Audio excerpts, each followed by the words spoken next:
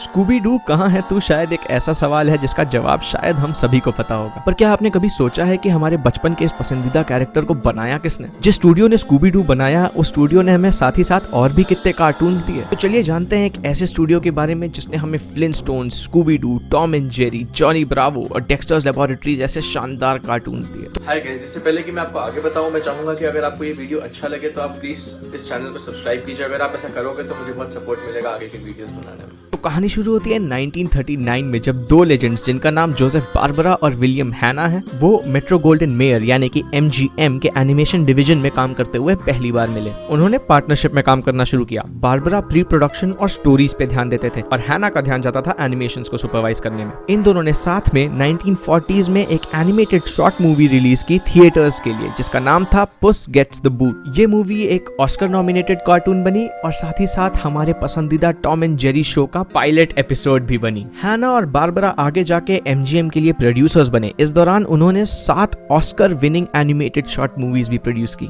But इसी समय television sets का राइज हो रहा था और MGM ने यही देखते हुए 1957 में अपने कार्टून स्टूडियो को बंद करने का डिसीजन लिया, क्योंकि उनको लगा कि उनके पास टेलीविजन पे रीरन्स दिखाने के लिए ऑलरेडी इनफ कार्टून्स हैं। बारबरा और हैना ने डिसाइड किया कि वो अपना स्टूडियो खोलेंगे और इसी तरह से हैना बारबरा स्टूडियो का जन्म हुआ। इस कंपनी के नाम में हैना का नाम पहले आएगा और बारबरा का नाम बाद में डिसाइड हुआ था एक सिंपल से कॉइन टॉस से। तो हैना और बारबरा को आदत थी MGM में बड़े बजट्स के साथ काम करने की। जो 7 मिनट की Tom and Jerry short movies वो MGM के साथ बनाते थे उसका बजट रहता था $35,000। बट ये शॉर्ट मूवीज वो बनाते थे थिएटर्स के लिए और नए टेलीविजन मार्केट में बनाए जाने वाले कार्टून्स का बजट इससे बहुत ही कम था। इनफैक्ट हैना बारबरा को अपना बजट काट के $5,000 पर एपिसोड करना पड़ा। इस बजट कंस्ट्रेंट के चलते हैना बारबरा को एक नया कॉन्सेप्ट जिसका नाम लिमिटेड एनिमेशन है अप्लाई करना पड़ा। इस कॉन्सेप्ट में कैरेक्टर्स को पार्ट्स में ब्रेक कर दिया जाता है, जैसे कि उनके हाथ, उनके पैर, उनके सर और उनका पेट, और फिर उन्हीं पार्ट्स को एनिमेट किया जाता है जो कि मूव करने वाले हैं। इस टेक्निक की वजह से एक 10 मिनट का शॉर्ट कार्टून जो कि पहले 26,000 ड्राइंग्स लेता था सिर्फ 1200 ड्राइंग्स में बनने लग गया। साथ ही साथ हैना बारबरा ने फोकस किया साउंड, डायलॉग्स और म्यूजिक पे इंस्टेड ऑफ जस्ट एक्शन। और इन सारी चीजों की वजह से हैना बारबरा सबसे पहला एनिमेटेड स्टूडियो बना जो एक्सक्लूसिवली टेलीविजन के लिए कंटेंट बनाता था। 1960s में हैना बारबरा ने हमें एक और पसंदीदा शो दिया जिसका नाम था द फ्लिंटस्टोन्स। ये शो CBS के एक live action show the honeymooners पे बेस्ड था और साथ ही साथ इसमें एक मनगढ़ंत स्टोन एज की सेटिंग थी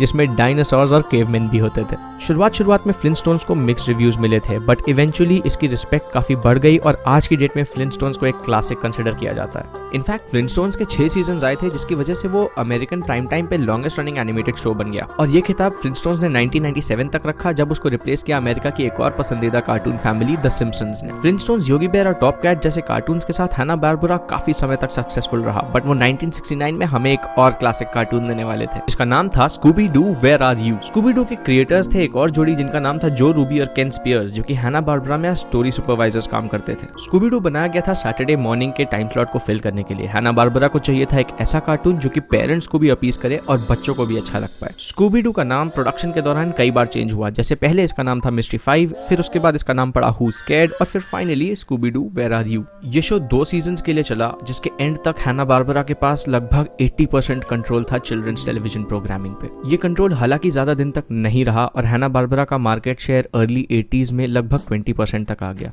और उन्होंने स्मर्फ्स को छोड़ के आने वाले समय तक कोई बहुत अच्छे क्लासिक्स भी नहीं थी। 1991 में टेड टर्नर की कंपनी टर्नर ब्रॉडकास्टिंग सिस्टम्स ने हैना बारबरा को एक्वायर कर लिया और 92 में अपना खुद का television channel cartoon network launch किया। अगर आप उस समय जिंदा थे तो आपको याद होगा कि कैसे उस समय कार्टून नेटवर्क रात को बंद हो जाता था और उसकी जगह TNT आ जाता था जिसमें आता था WCW। कार्टून नेटवर्क ने हैना बारबरा को अलाइव रखा और ऑपरेटिंग रखा, जिसकी वजह से हमें और भी अच्छे कार्टून्स मिले, लाइक स्वैट Kats, Dexter's laboratory, Johnny Bravo, Captain Planet और पावरपफ गर्ल्स। बट 1996 में टाइम वार्नर और टर्नर ब्रॉडकास्टिंग सिस्टम्स मर्ज हो गए और वार्नर ब्रदर्स एनिमेशंस ने हैना बारबरा को अब्सॉर्ब कर लिया। हैना बारबरा ने हमें बहुत ही क्वालिटी कार्टून्स दिए और बहुत ही तगड़ी इंस्पिरेशन दी अपने गोल्स को अचीव करने की, जब बड़े बड़े स्टूडियोज भी हार मान लेते हैं। और इन्हीं चीजों की वजह से इन दोनों लेजेंड्स का जो कंट्रीब्यूशन है टेलीविजन एनिमेशन में शायद ही कभी कोई और अचीव कर पाए। I'm looking forward to letting some of the younger people do it and do it better and let me look on and watch. And laugh, I hope. Yes, and laugh. And laugh. Make them laugh. That's the only thing I'd like to do.